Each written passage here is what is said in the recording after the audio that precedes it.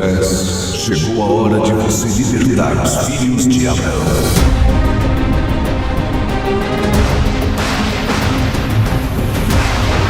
Com sua coragem, ele desafiou um rei.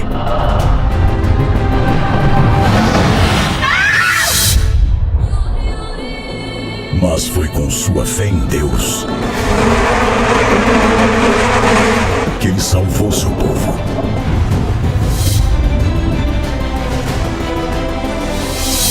As pragas do Egito,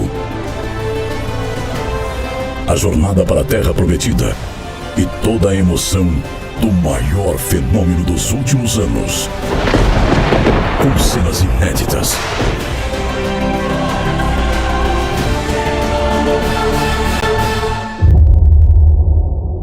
O nascimento e a vida de Moisés no Egito.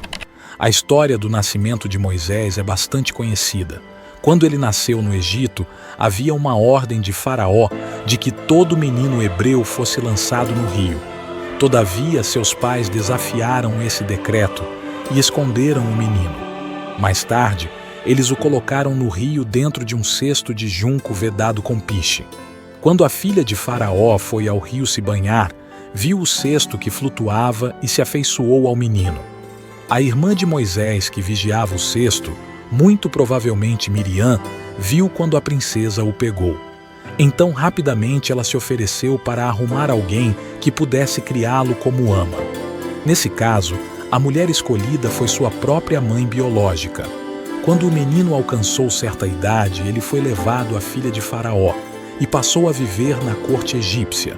Não se sabe muita coisa sobre como foi a vida de Moisés no Egito. Tudo o que se sabe é que ele foi instruído em toda a ciência dos egípcios.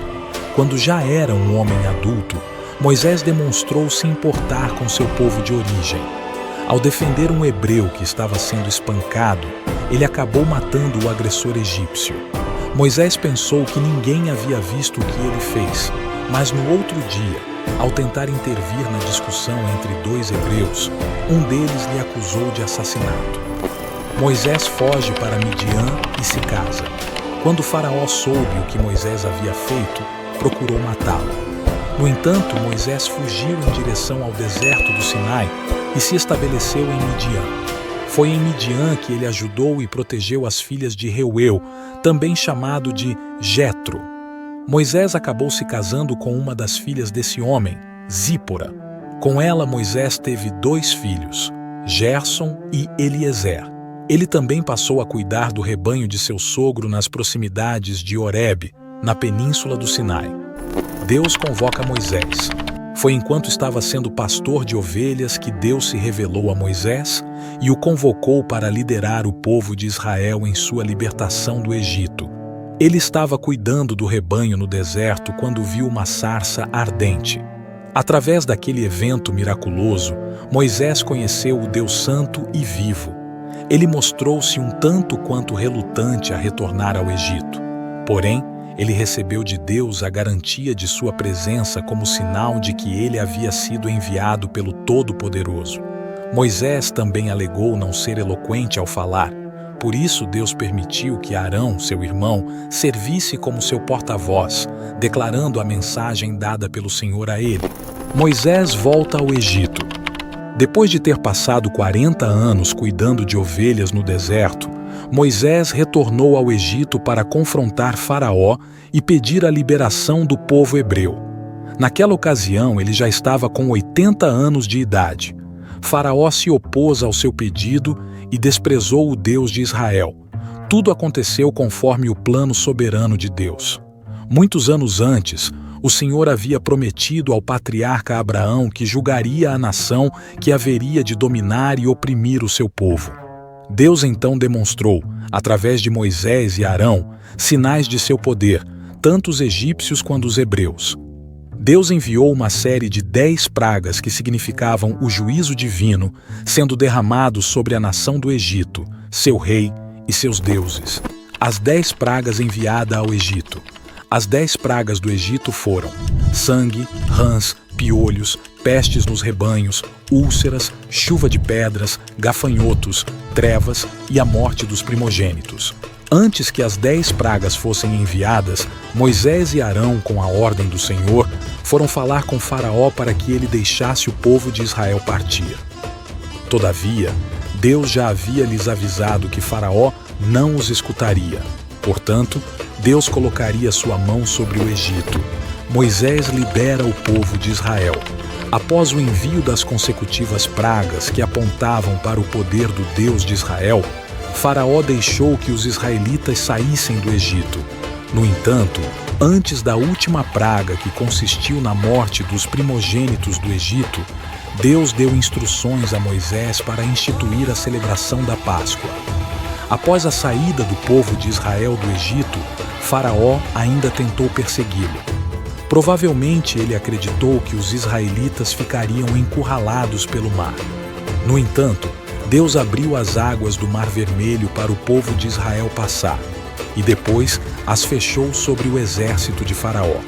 Depois disso, o povo partiu em direção ao Sinai, sendo alimentado pelo maná que Deus enviava do céu.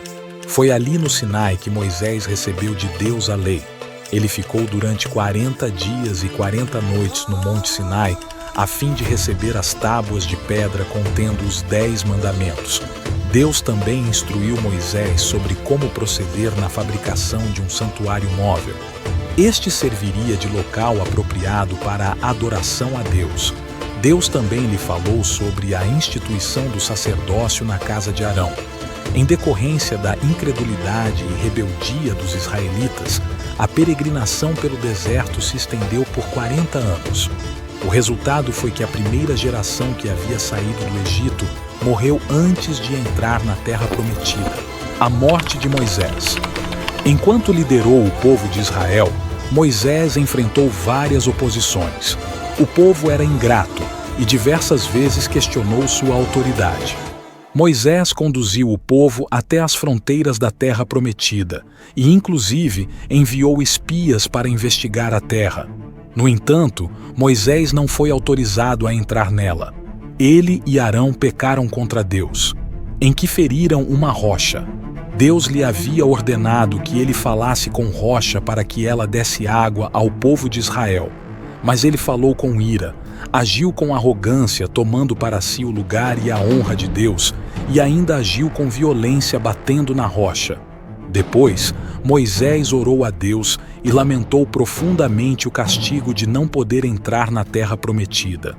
Na véspera do fim de seu ministério e de sua própria vida, Moisés arrumou sua casa e se despediu do povo de Israel. Josué ficou como seu sucessor diante do povo e entrou com Israel em Canaã.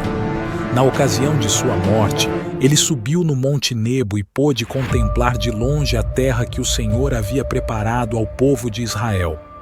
Com 120 anos, Moisés morreu e foi sepultado pelo Senhor no vale da terra de Moabe. O lugar de sua sepultura não foi conhecido. A importância de Moisés na história. Enquanto esteve liderando o povo de Israel durante 40 anos no deserto, Moisés escreveu suas obras literárias.